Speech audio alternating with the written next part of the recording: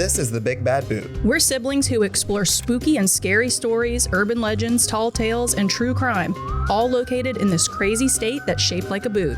A podcast about the weird state you wish you were from. Hosted by the weird siblings you wish you had. So, my episode today is going to be on Huey P. Long. The Kingfish. The Kingfish. Okay. And I'll start with this. What do you know about Huey P. Long? What's your opinion on him? Okay, so I know that he was a politician in Louisiana. Okay. And that he was not the best person. Okay. That he was corrupt. Okay. There were some good things that he did for people. I'm pretty sure he helped with a lot of the infrastructure. Yeah. Wow. But I know that he also was not a great person. Yes. But that's really, and I know he was shot. Yes. But that's. So you know he was in politics. You don't know what it was in Louisiana. Was he the governor? Yes. Okay. I didn't want to say he was the whatever. No, and wrong. The Long family has been in Louisiana and U.S. politics, starting with him for ever, into the 2000s. It's kind of crazy. I remember learning about him in fifth grade when we did Louisiana history. And yeah, I think Champ Cooper took us to the state capitol, the new state capitol, where he was. You saw where he was shot and all that stuff. But that's really the baseline of my knowledge. Is I know he was governor. He did some good things, but he wasn't that great of a person. Right. And he was shot. The theme of this episode is balance. Ooh. He was all about. In my head, he was trying to be balanced the whole time, good and evil, kind of like yin and yang, but they never quite added up for him. There were things in my research that I saw that he did was so good.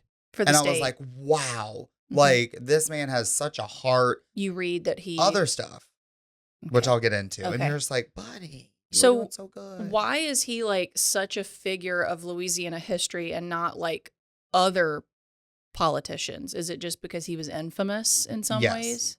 He was very, we'll get into it. Okay. Well, I'm excited. And there's a plot twist at the end. Okay. Are you ready? Let's roll. All right. Huey P. Long. He was born August 30th, 1893 in Wynn Parish. Have you ever heard of Wynn Parish? Me either. No. Sorry if you're from to Wynn that Parish. Man. But it's northern Louisiana. It was super, super poor back then. When you say back then, what time period? Well, he was born in 1893. Okay, so and in my research, it said that they lived comfortably. The Long family lived comfortably. And then the next sentence was they had a 2-bedroom farm cottage. And I was like, okay. Yeah, so they weren't living. living. You have a lot of children. They weren't living outside in the dirt. They actually had a structure to live in. Correct. Which I guess that meant comfortable for that area of Louisiana for the time. Because you have to remember also during this time, this is the time in the United States as well to where there was no middle class. You were either wealthy or dirt poor. No in between. Correct. And it was probably there was no class mobility either. No. If what you were born into, you stayed for the most part. Exactly. Yeah. So he lived comfortably with his parents. He was raised Southern Baptist. So he's bathed in his blood. Hold my mule while I shout. Bathed in his blood. He was homeschooled until age 11, which I found very shocking because after age 11, he started going to school. Okay. He convinced his teachers to let him skip the 7th grade due to his photographic memory. He was known to be a remarkable student. Apparently, he inherited this lphotographic memory from his mom because his mom had it as well. But he was actually a super remarkable student. Which I love that you're already laying out this tortured genius kind of vibes because there's a lot of people who are very similar. These next little factoids, you're going to be oh, there it is. He skipped 7th grade. He convinced his teachers to allow him to skip 7th grade. And he earned a reputation for being a very remarkable student, but kind of a troublemaker. To where his junior high was already telling the high school he was going to go to, Wynn High School, get ready for Huey P. He's a troublemaker. He is the type of person that probably didn't even have to crack a book. He just showed up, took the test, aced it. Kind of like me. I didn't ace stuff, but I was going to say, I missed that part where you aced everything. I made the dean's list a couple of times. Hey, you got the degree, baby. I did. That's all that matters. Period. Very shortly, starting his freshman year, he started something, a secret society. Oh, where he handpicked other students, and they would distinguish themselves by wearing red ribbons. So he's already like, anything started by a white man, I don't know how it's going to turn out. Pubescent. It's a cult. Yes, exactly. And his motto was to run things and lay down certain rules that my members have to follow. And I could not find the rules. So he's a cult. He literally made a cult. Yes. So this wasn't like the 4-H club or the National Honor Society or even a book club. He was just like, I want people to listen to me talk. Yes. He was like, let's make these teachers really, really nervous, basically.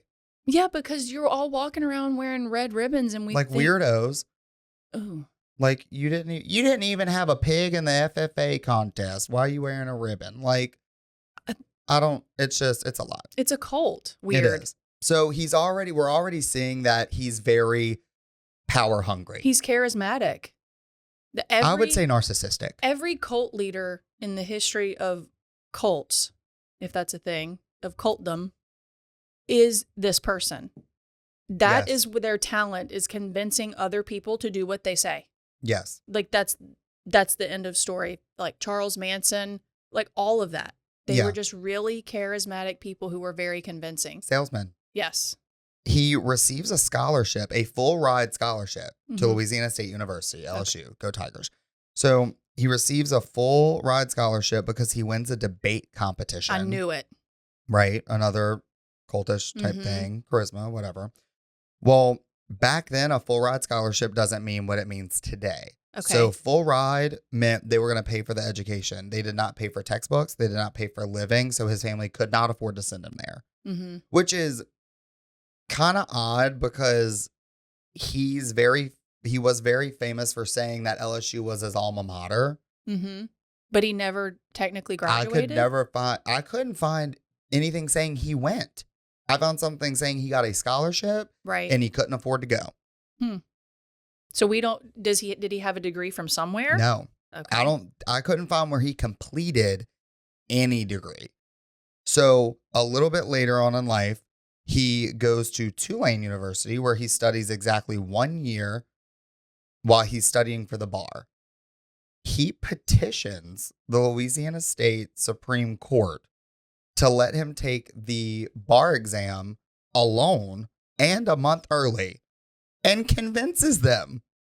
I would have loved to have been a fly on the wall for that. What was his reasoning behind why I need to take it alone and a month ahead of time? Exactly. I feel like I know this man now. Like, I feel like he's like a family member. Was he good looking? I don't remember what he looks like. He wasn't. I didn't really look at too many pictures of him. I did a lot of he was played by John Goodman. Oh, love. So, I love John Goodman. He couldn't have been like a snaggletooth, ugly person. Because couldn't have been. Statistics show like the concept of what's it called? Pretty privilege. Pretty privilege. Pretty privilege. Better looking people are more trustworthy to strangers. Correct. And you're treated better. Correct. So maybe I love John Goodman. Who doesn't? Dan? So he would... never mind. It doesn't matter what he looks like. Go ahead. So he petitions the Louisiana Supreme Court and they allow it. Let me guess. He passes. Oh, yeah. First time. Passes in May of, let's see. I want to say it was 1915. Yeah, May of 1915, where he immediately passes and is awarded his license to start practicing law. How old is he? It's 1915, so he was like in his 20s? Yes. Cool. So he has a quote saying that he left that courtroom and immediately started running for office. Like, he delved a little bit into like workers' compensation law and stuff like that. It looked like he was one of those lawyers that today you'd see on like a billboard. Better Call Saul. Right. He was an ambulance chaser? He dealt with workers' comp. Mm-hmm. So, like... Yeah. If you, like, got hurt in the factory or you, like, lost a finger or something. Right. So he was for the people. Very much so. Okay. Yes. Very much so. In 1924, he runs for governor of Louisiana. In his 20s? How old is he in 19? When was he born? What year was he born? 1893. So Math. he's young. He's in his late 20s. Yes. Runs Wow. for Louisiana governor. Comes in third in the primary, so he's eliminated. Mm-hmm. Which, that came to a great shock to him. Mm-hmm. So he spends the next 4 years, like, they said using sound trucks, which I guess was just like a truck with speakers on it. It's the trucks with, like, the things on the top where they're like, and now we are going to the... Right. Yep. So he was, like, going church to church, going to cities and using sound trucks. He was paying out of his own pocket to get, like, radio commercials. It's like, Oh Brother, Where Art Thou? Kind of, yeah. Pappy O'Daniel who's running for governor. It's just like that. Correct. Yes. So he used those 4 years to just roll with it. He's good at marketing. That's what we would call branding today. Correct. Yeah. Well, in 1928, he runs again under the slogan, "Every man a king, but no one wears a crown." He was very much a man of the people. He loved the working class. And he really did do a lot. Like, one of the things I found, the reason he was like that was because when he was very young, he went to an auction with his dad.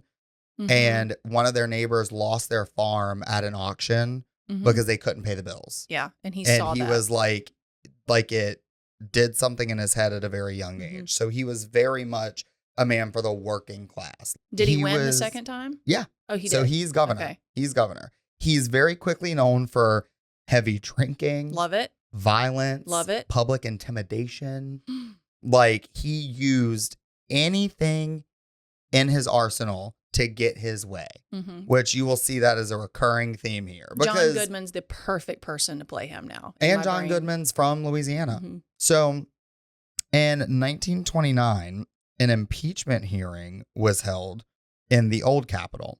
Why was he being impeached? Because of his reputation and his hardcore will and thirst for power. Because I'm going to get to all the things he did for Louisiana soon. He did a lot of good things for the state. We definitely would not be where we are today, not even close, without Huey P. Long. But he was known for super intimidation. And there were accounts of, like, if he couldn't fire you, like, if you didn't work for the government, but you said something publicly against him, your uncle that had a government job lost his job. So, like, he used anything and everything to get his way. He's like, you're going to sign this little bill. Correct. Or a brick's coming through your window later. Literally. Okay. That goes right into this point. So in 1929, an impeachment hearing was held at the old Capitol. And when I say old and new Capitol, obviously you know, but in Louisiana, we have 2 state Capitol buildings. Our old one that looks like an old castle. And then the new one, which Huey P. Long is responsible for building. Which looks like it should be in, like, Washington, D.C. It's, like, really tall. It does not fit. Yeah. Does not fit. Fun fact, it's the tallest Capitol building in the United States, period, state or federal. Oh, I did not know that. Right? I would have guessed it was not in Louisiana. I would have guessed it was, like, in Philadelphia, Boston. And that blows my mind because when I read that, I was like, the infrastructure that they had to put under the ground in Baton Rouge to make it to where they could have a 30-something, 40-something story building without the building just sinking every year blows my mind. So 1929, there's an impeachment hearing at the old Capitol to impeach Huey P. Long. He wins it, comes out victorious immediately because they've got those old voting systems to where each person clicked a button and it started showing up, like, behind the judge. So people had started noticing. So it was like America's Got Talent? Yeah. Okay. Like, they would click a button next to their seat and it would, like, click, click, click, click, like yays or nays behind the judge. Don't hate it. Well, Huey wins and immediately certain people start screaming, like, I did not click that. That is not what I did. Like, it's rigged, blah, blah, blah. People were beaten with clubs on the court floor, like on the Capitol floor, but not by citizens, Mm-hmm. by people like of the court, like Mhm. the people that were in the impeachment hearing. There was a report that someone even used brass knuckles. It would go down in history as Bloody Monday in Louisiana because it there was was- so much blood. So it was people who were upset that he didn't get impeached, or people who No, were people upset. that were upset that he did not get impeached because they swore it was rigged. Okay. They accused him and like I see. his Okay, people I'm with you. messing with the mechanisms. They are coming at the people who work in the court saying this is rigged. And Correct. I'm with you. Okay. Okay. Mm-hmm. Like what he would do to get his way. Now, I have to give it to him. He did do a lot of good things. And in his mind, he was doing the best for Louisiana. So he was going to try to do whatever he could to get that done. He Okay. just didn't go about it the right way. Very House of Cards. And very narcissistic. Mm-hmm. So some accomplishments he had. When he was elected, Louisiana only had 331 miles of paved roads. Let that sink in. Mm-hmm. Because so these roads are not gravel, they're dirt. Mm-hmm. So in Louisiana, they're basically mud. Because he actually credits that to the reasoning why he did not win the governor's election the first time. Because a lot of his supporters are from North Louisiana and couldn't get to where they needed to get to vote because it had rained recently. Because they didn't have roads to get there. Exactly. Wild. He he turned 331 miles of dirt road into over 2,301 miles of paved roads, asphalt Mhm. on the ground. Okay. He also constructed 2,816 miles of gravel roads and 111 bridges.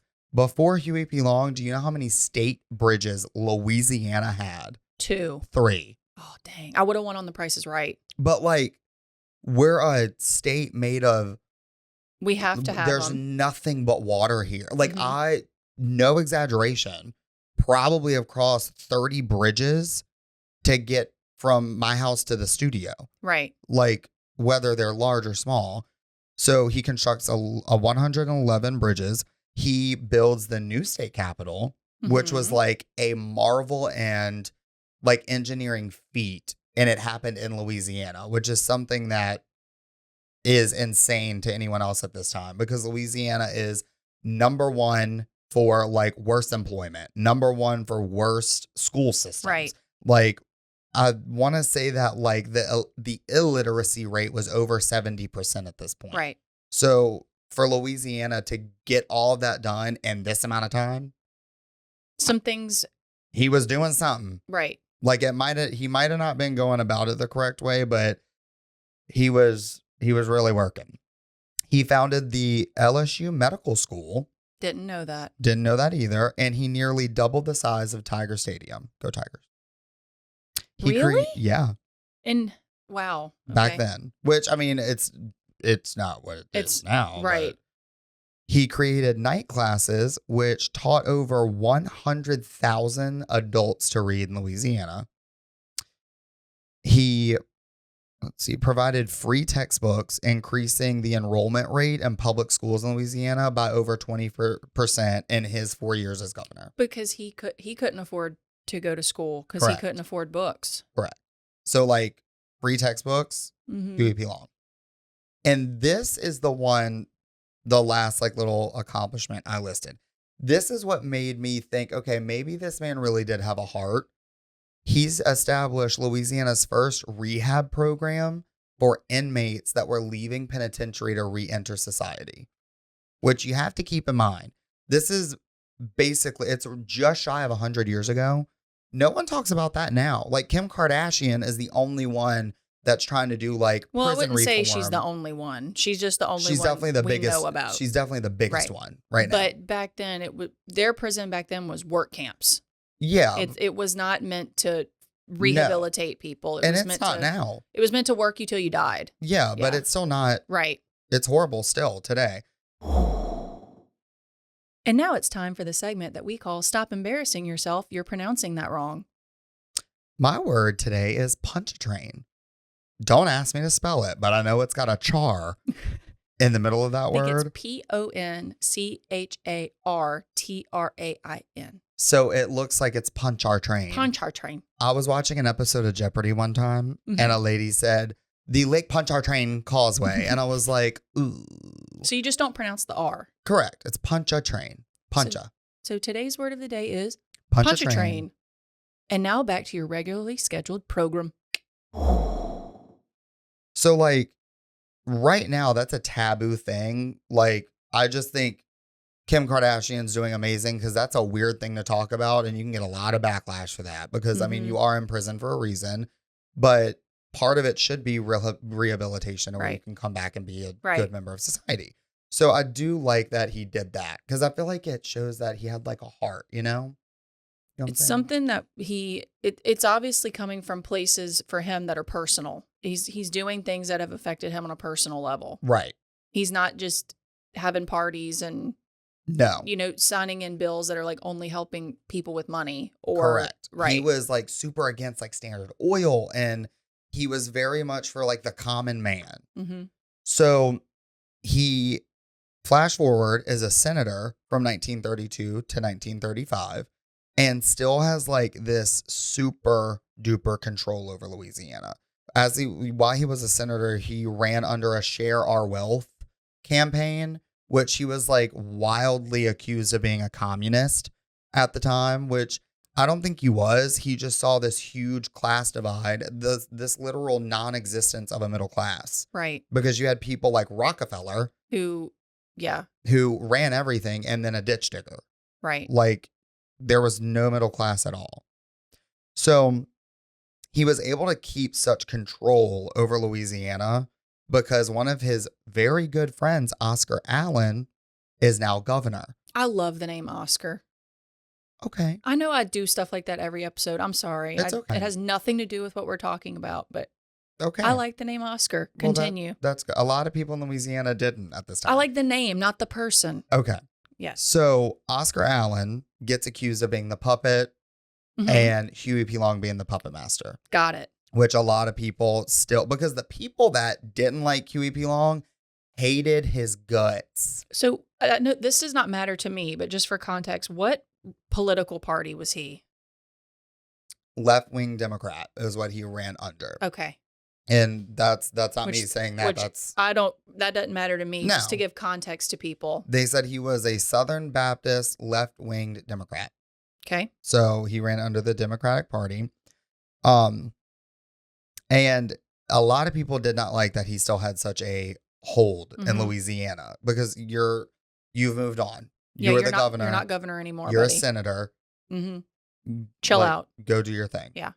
So on September 8th, 1935, Long attends a... Can you read your handwriting? Yes, I feel like you're struggling. I'm struggling a little bit, but praise be.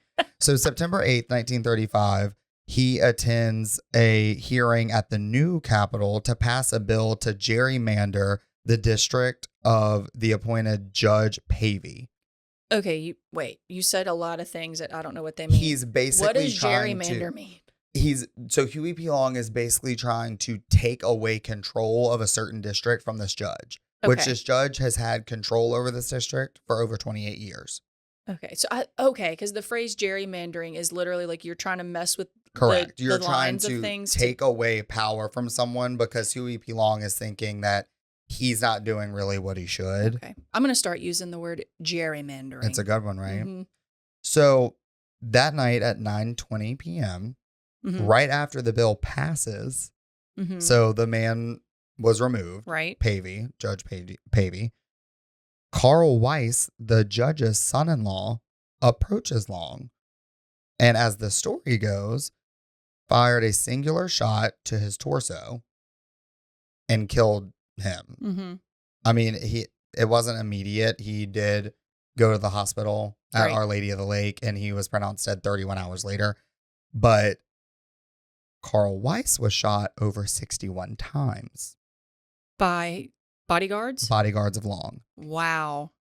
Yeah, you never want to get gut shot. That's one thing I learned about in Gone with the Wind is you'd rather get shot in the arm, right, in the leg, even in the eyeball. Correct. But if you are shot in the stomach or anywhere in your gut, it's probably over with for you. Correct. Because they're not going to be able to help you. No, especially not back then. No. So Huey P. Long's famous last words were, "Lord, don't let me die. I have so much more to do for Louisiana." I like it. I feel like it's a bit much. It's like, It's bro. a little narcissistic. Bro. I mean, that's sweet, though. But if I didn't know so much about his personality at this point. Okay, so what, like, you kind of talked about that he did things in like a shady way, but like, give me some examples. Do you have examples of things that he was known for, like, heavy drinking, really loud parties, multiple mistresses. He had a deposit box that apparently had like a lot of illegal things in it stored in New Orleans that no one could ever find again. It was like a safety deposit box yes, at a bank? Thank you. Safety deposit box. Yes. Yeah. Like he would use actual violence and intimidation. Like he would fire people that had government jobs or something like that just because they weren't doing exactly what he thought. Right. Well, I heard a story. Tell me if this is true or if you found this in your research. Mm-hmm. I was told that he peed on somebody. A woman on Ponchartrain Beach. Is that true? There's a lot of accounts of it. And I've heard that my whole life. There were a lot of accounts. I could not pinpoint anything that said that happened. So for people who don't know, Ponchartrain Beach was like an amusement park in Louisiana that was really, really popular for, it's no longer there, of course. But that's where the Zephyr was. All it was like Ferris wheel, wooden roller coaster, all that good stuff. Like our grandparents went there.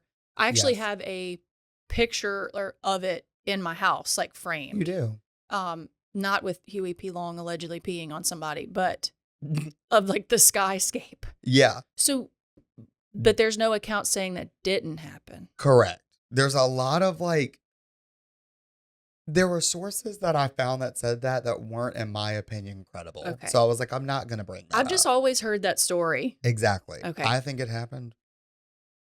I mean, from the amount that you say he apparently was drinking all the time, that does sound like some behavior of 100%. An alcoholic. And he always said he was going to be assassinated. He always felt like he was in danger. Like to this day, I've actually visited this place before. It's now a bar called The Tunnel in Baton Rouge. The Tunnels? There's literally a bar between two hotels in Baton Rouge that go underneath the street. Wait. Why have I never been there? They're only open certain times of the year and you have to find a ticket. Well, thanks for inviting your sister. No, you were out of town or something. Okay, good. That makes me feel better. For Halloween where I dressed up and we had to like do that. You had to do like a scavenger hunt and like knock on a bookcase, have a password, and you went down in this tunnel that's now a bar, but it was built by Huey P. Long because he felt like he was always in danger. So he wanted to be able to get from his hotel underground across the street so he could make an exit if he ever needed to. I don't hate it. I see his point. It's also just like, it's like a God complex. It is. He's very much main character syndrome. And he never used it. Obviously didn't use it to get away from violence, but there's all these pictures in this place, if you ever go visit, where like he used it as like a speakeasy, like his own personal speakeasy. We have to go. He was just very like, I'm going to do exactly what I want and you're going to let me. Yeah. People called him the Caesar of Louisiana. He was narcissistic. Correct. Okay. So we're getting to the end and to the plot twist. Okay. So he was only shot allegedly one time in the torso by Carl Weiss. Okay. Long's bodyguards shot Carl Weiss over 61 times. Carl Weiss's gun is a .32. Mm-hmm. Is what he's known to always carry. He was a doctor, a very successful doctor. He has a newborn son, a happy marriage, and had just spoken to his colleague about a surgery that he had scheduled for the next morning. So, why are you going to shoot someone? Right. To inevitably be shot. Right. Knowing you're going to shoot somebody who has armed bodyguards. Correct. And he's known for keeping a .32. That was like his gun. Because I feel like every man back in the day, like, stayed strapped. Yeah. So the bullet wound in Long's torso was made by a bullet from a 38. Guess who carried 38s? Long's bodyguards. So You think his body, the They call was coming think- from inside the house? no, they think that Carl Weiss approached Huey Long to talk to him, Okay. got really close and was mad because he did just get his father-in-law removed. They think the bodyguards overreact, Mm-hmm. start unloading on Carl Weiss, and then one of them accidentally shoots Huey P. Long. So it was like a friendly fire situation. Correct. Wow. So obviously Carl Weiss goes down for this crime. I did not know that. Yeah. So he goes to jail. Boom. Wait, he didn't die?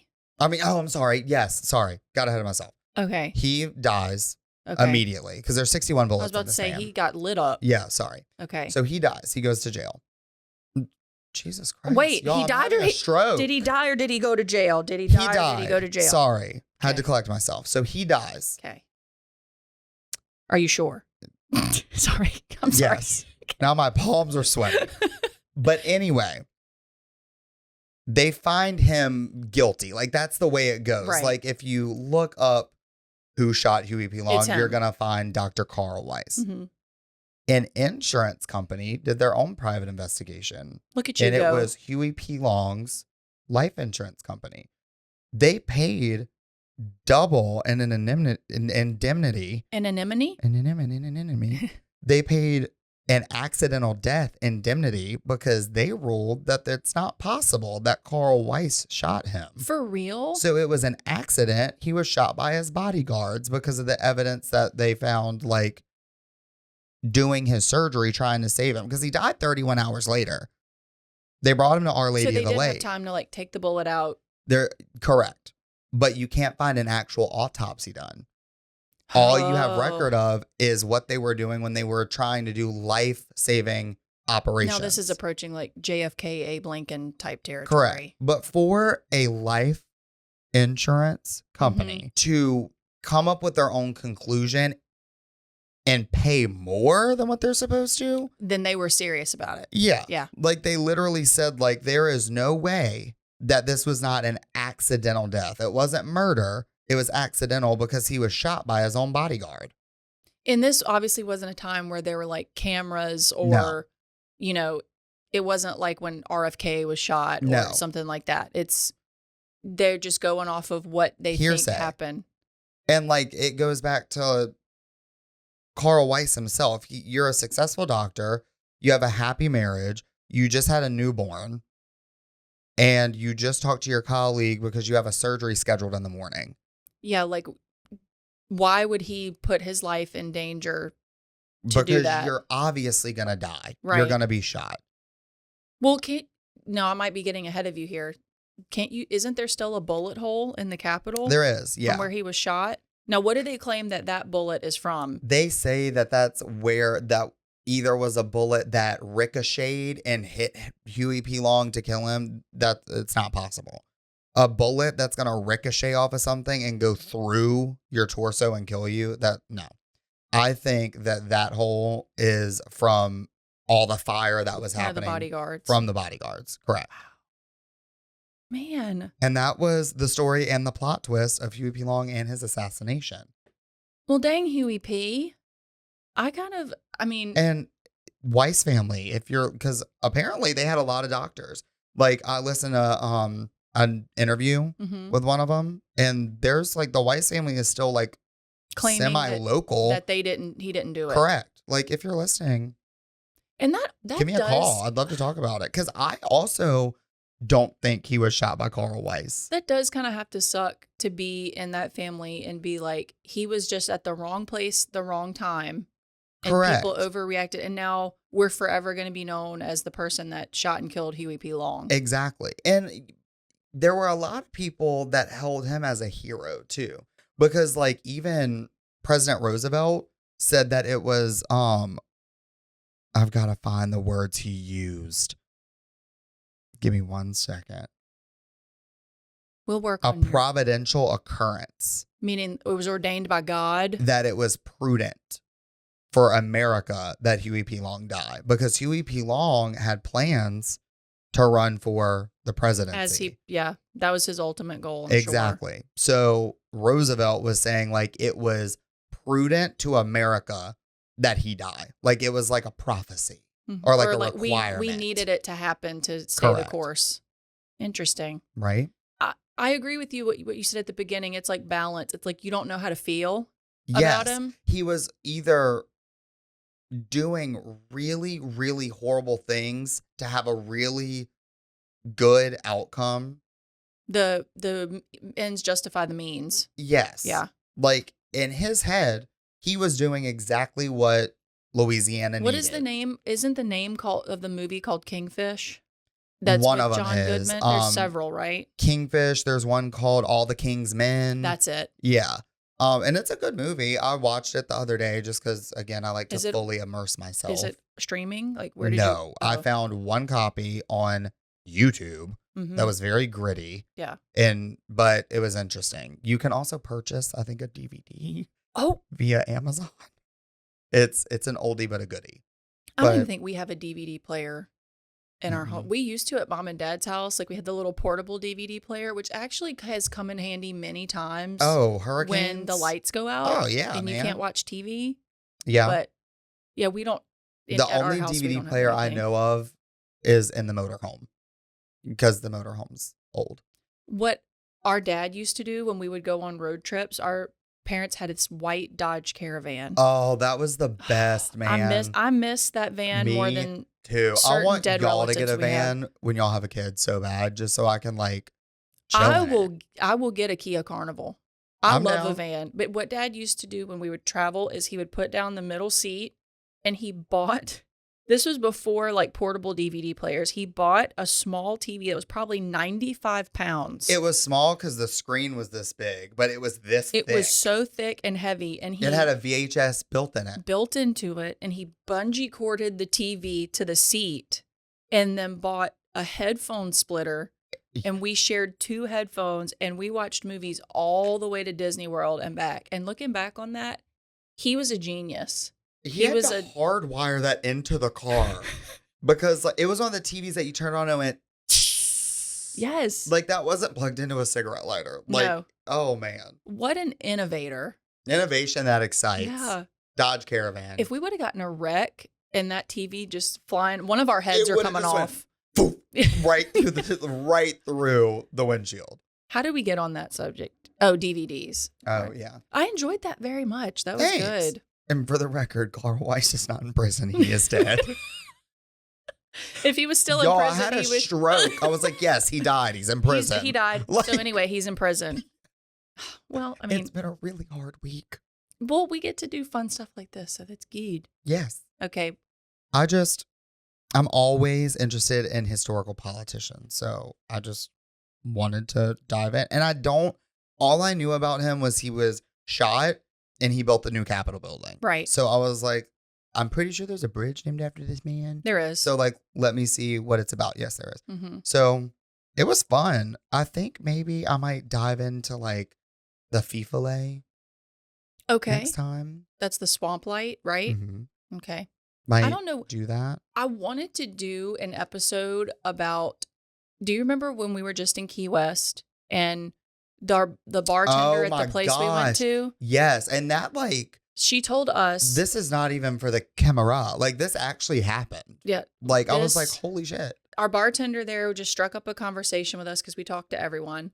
And she was like, oh, y'all are from Louisiana. Where at? And we always say, we're from Ponchatoula. It's an hour north of New Orleans. Yeah. That's an easy way to explain it to people who aren't from Louisiana. And she says, oh, well, I know somebody who was murdered in New Orleans by a prostitute. And we just go, tell us everything. Yeah. So I did look that case up. And okay. It's credible? It 100% happened. I love that. And I was going to do it today, but I needed more time to find more, because there's not a lot about this person other than like, yeah, he was killed. Like, right. And she's in prison. Like, he was a jeweler? He owned a jewelry store. Yeah. But anyway, I think that was really interesting. So I saw that one and I was like, we're going to have to talk about that. I love that. And email us. Please. Like if you've got something you want us to talk about, or if you have any funny stories, because there are, I'm sure, things that we don't even know about. We feel like we have tons of topics. We will never run short No. of like content with this ever. No. There's always something going down in the boot. So email us at, is it the big bad boot? Thebigbadboot at at gmail.com. Okay. All one word. Thebigbadboot.gov.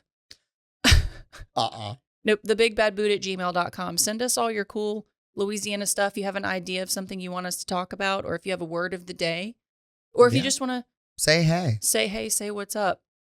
We have a podcast launch party, but by the time you hear this, it'll probably be over with. Yeah, so that's I don't know true. why I said that. Time travelers. Anywho, well, this has been fun, buddy. It's time for me to go eat. My stomach is about to growl really loud. Yeah, I could use a taco.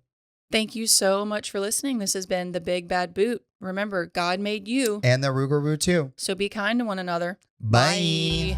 The Big Bad Boot is produced by Lettuce Media and edited by Mallory and Jonah. Our music was produced by Macro Tracks. Our super cool logo was designed by AWC Graphics. And our sense of humor and childhood trauma was sponsored by Kelly and Abby Morse.